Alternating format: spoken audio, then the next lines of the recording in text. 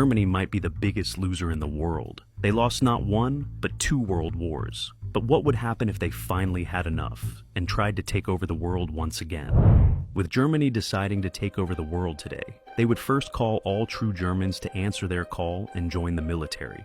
They would even allow citizens from Austria and even Switzerland to join, which would allow them to create an army of nearly 250,000 soldiers.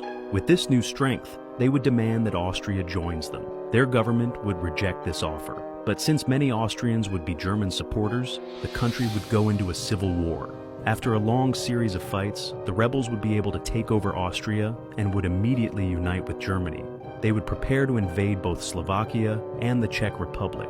But since they wouldn't want many casualties, Germans would force the Hungarians to align with them. Hungary would have no other choice than to submit and become their ally. However, this wouldn't be that bad for them, as Germans would promise them parts of Slovakia in exchange for their help. With everyone knowing what's coming next, the battle would start. It would be pretty one-sided, as Germans would tear through, and with Hungarians helping, both countries would fall in a matter of days. Poland wouldn't like seeing this, and would start recruit more people in their already large army.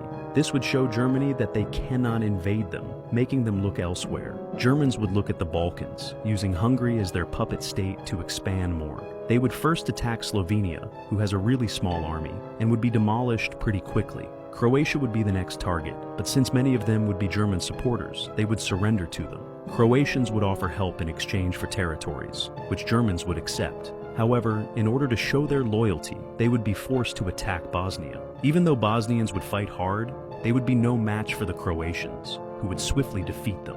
Both Serbia and Montenegro wouldn't like this rapid rise of Croatia and would unite, trying to stop them. Serbs would be able to push into their territory, but with Bulgaria would use this situation and submit to the Germans, attacking Serbia from behind.